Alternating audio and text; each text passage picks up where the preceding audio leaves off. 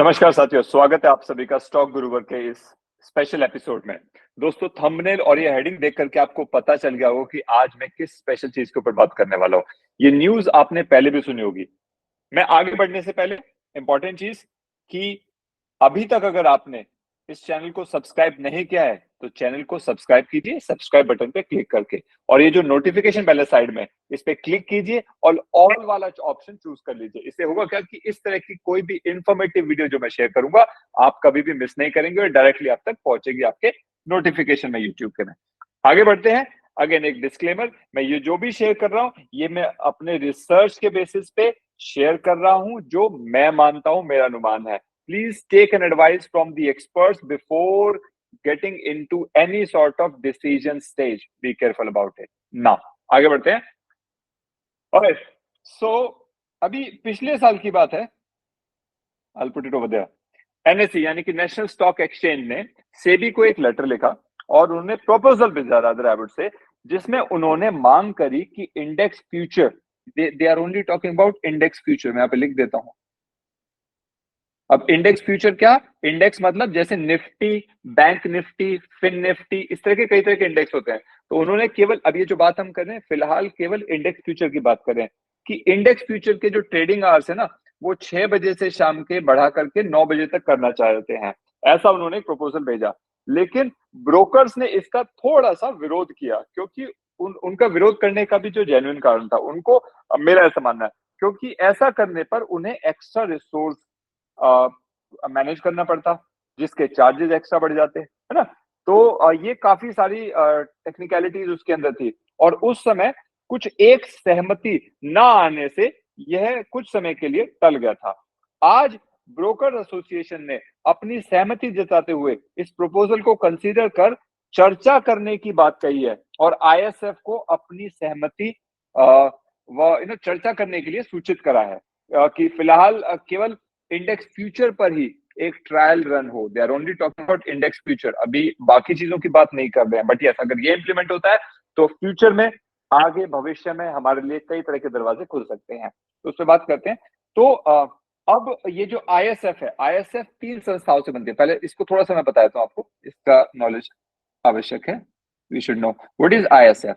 ISF actually 3 organisation से मिलकर के बनी है। आईएसएफ का फुल फॉर्म बताया था यहाँ पे, द ब्रोकर्स इंडस्ट्री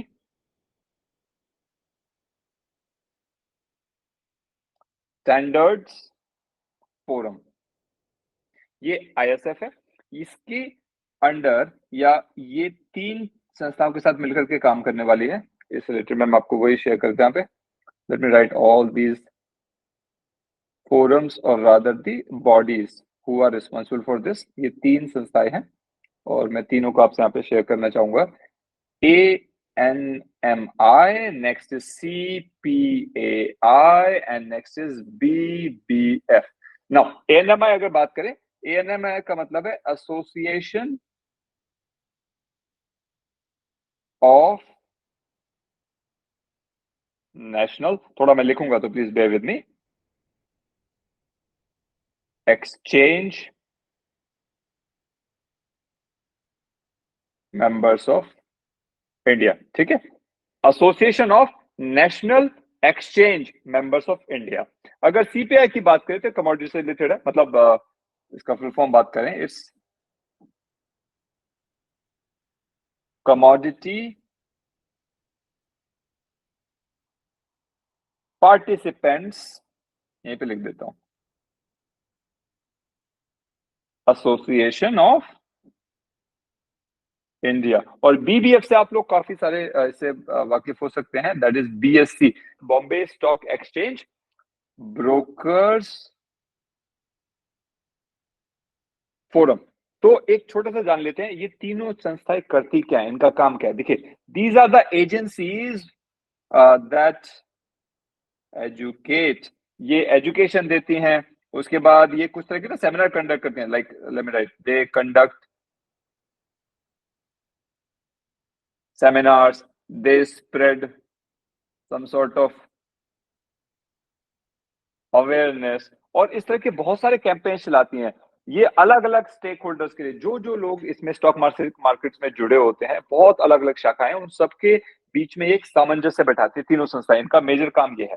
अब ये आईएसएफ क्या करेगी, ये आईएसएफ इन तीनों का मिला हुआ गुट है। इसको ब्रोकर्स एसोसिएशन ने एक अपना प्रपोजल भेज दिया है कि हाँ ठीक है, they are ready to have further discussion.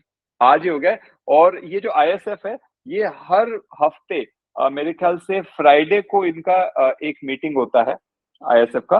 They do this thing every Friday, I am assuming, if I am not correct.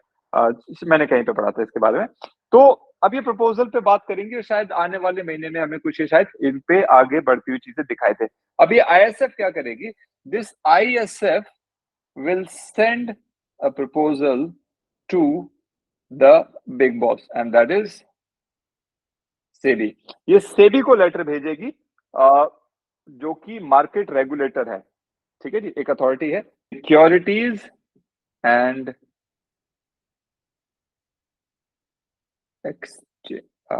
Exchange board of India. ठीक है जी, मतलब ये मान के चलिए यही सर्वे सर्वा है, स्टॉक मार्केट को रेगुलेट करने वाली बॉडी को ही सेबी कहते हैं। ठीक है जी। अब इन केस अगर ये सारी चीजें इंप्लीमेंट हो जाती हैं और ये प्रपोजल ट्रायल रन के लिए जाता है, तो कुछ पॉइंट्स मेरे दिमाग में आए जो मुझे लगा मैं आपसे वो शेयर कर रहा हूं। हो सकता है ये करेक्ट हो सकता है इनके अंदर कुछ खामियां भी हो, but yes, whatever my assumptions are, whatever my research says, I am sharing that with you. Like after effects, अब अगर ये लॉन्ग ट्रेडिंग आवर्स इंप्लीमेंट हो जाते हैं, अभी तो ट्रायल रन है, तो आफ्टर इफेक्ट क्या होगा? देखिए, सबसे पहले जो मुझे लगता है वो होगा इंक्रीज्ड ट्रेडिंग वॉल्यूम। इसका मतलब क्या होगा? एक ट्रेडर, अभी हम क्या करते हैं, 9:15 से और 3:30, हमारी एक फिक्स विंडो है 6.25 घंटे की, 6 सवा 6 घंटे की विंडो मान के चलिए, हम इस पे काम करते हैं। अब एक ट्रेडर के लिए एक्सटेंडेड आवर्स का मतलब है कि एंट्री और एग्जिट, इससे क्या होगा, एंट्री या एग्जिट की अपॉर्चुनिटीज बढ़ जाएंगी। ठीक है जी। इसका मतलब क्या होगा, अगर एंट्री एग्जिट ज्यादा होगी तो ये जो एक्टिविटी है मार्केट के अंदर वो ज्यादा होगी। अगर एक्टिविटी ज्यादा होगी तो मार्केट के अंदर लिक्विडिटी भी बढ़ेगी। ठीक है जी, that could be a positive aspect, मुझे ऐसा लगता है। दूसरा, अगर ये ट्रेडिंग आवर्स एक्सटेंड होते हैं तो एक बहुत इंपॉर्टेंट चीज मुझे लगता है, that is enhanced exposure to global markets. अब ये कैसे होगा?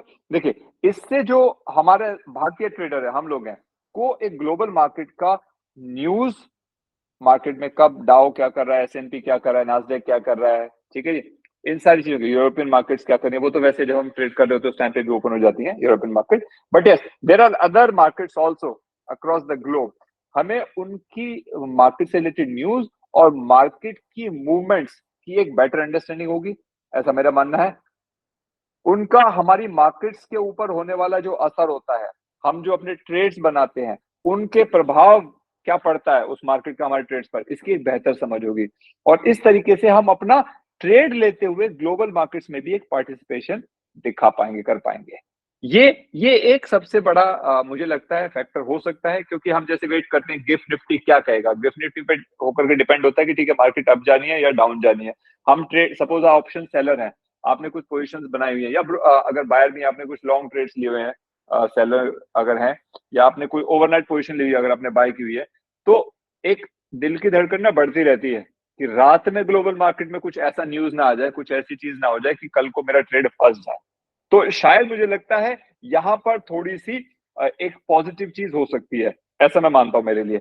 अच्छा, कुछ चैलेंजेस भी इसमें आ सकते हैं। अगर देखिए जो लॉन्ग ट्रेडिंग आवर्स है, इसका चैलेंज क्या होगा? सबसे ज्यादा, सबसे बड़ा अगर मैं चैलेंज की बात करूं तो देखिए इससे होने वाला क्या है, लॉन्ग सिटिंग आवर्स, बहुत देर के लिए आप अब बैठने वाले हैं, फैटीग बढ़ेगा। इससे क्या होगा? इंक्रीज्ड स्क्रीन टाइम, आंखों पे भी इसका असर होगा, हेल्थ इश्यूज भी आ सकते हैं। अच्छा, एक और चीज जो मुझे लगता है ट्रेडर्स के लिए खासकर, अगर एक्सटेंडेड आवर्स होते हैं ना, तो उससे एक चीज तो जरूर बढ़ने वाली है जो मुझे लगता है, दैट इज इंक्रीज्ड ट्रांजैक्शंस।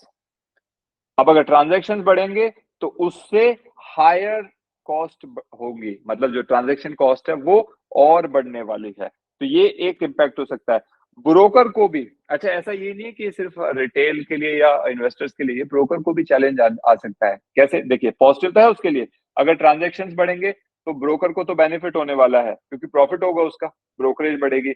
लेकिन अगर ट्रांजैक्शंस बढ़ रहे हैं तो ब्रोकर को उस रिसोर्स को मैनेज करना भारी पड़ेगा, मतलब माफ कीजिएगा, मैं सही शब्द चुन लेता हूँ कि उसके लिए भी एक चैलेंजिंग चीज होगी, रिसोर्सेज ज्यादा चाहिएंगे, उनकी मैनेजमेंट के लिए ज्यादा लोग चाहिएंगे, लॉजिस्टिक्स का खर्चा आ सकता है, ये बहुत सारी चीजें हो सकती हैं। तो इसका दोनों तरह का प्रभाव लग रहा है। तो देखिए, एक्सटेंडेड ट्रेडिंग आवर्स का मेरे हिसाब से अगर ये इम्प्लीमेंट होती हैं चीजें तो बेनिफिट और लॉस दोनों है शॉर्ट टर्म में, जो मुझे दिखाई दे रहा है। हो सकता है जब इम्प्लीमेंट हो जाएंगी चीजें, अगर जो हमारी जो अथॉरिटी है, सेबी ने अगर डिसीजन लिया सबसे मिलकर के, देन इसका इम्प्लीमेंटेशन अगर हो जाता है तो तब देखने को मिलेगा कि क्या होने वाला है। देखना हो कि अंत में सेबी क्या डिसीजन करता है और किस किस सेक्टर पर और किन किन चीजों के लिए, क्या ये केवल एफएनओ के लिए, क्या ये इक्विटी के लिए भी है, देखना पड़ेगा आगे फ्यूचर में। फिलहाल तो अभी केवल जो मैंने बात की आपसे, केवल इंडिसेस के फ्यूचर की बात हो रही है। ठीक है, तो देखेंगे रिटेल पर इसका क्या प्रभाव पड़ेगा। तो ये सारी चीजें हैं जिस पे हमें नजर रखनी चाहिए। तो ये आज का एक सेशन मैंने आपके साथ शेयर किया कि अगर ये एक्सटेंडेड आवर्स हो जाते हैं इसका क्या प्रभाव पड़ सकता है। आशा है आपको ये वीडियो पसंद आई होगी, इन्फॉर्मेशन आपको पसंद आई होगी। कोई क्वेश्चन हो तो आप प्लीज लिख सकते हैं, I try to give the answer as much as possible in my capacity. And yes, अगर पसंद आई तो वीडियो को लाइक कीजिएगा, और कल फिर हम मिलेंगे एक मॉर्निंग मार्केट एनालिसिस एपिसोड के साथ। तब तक के लिए नमस्कार।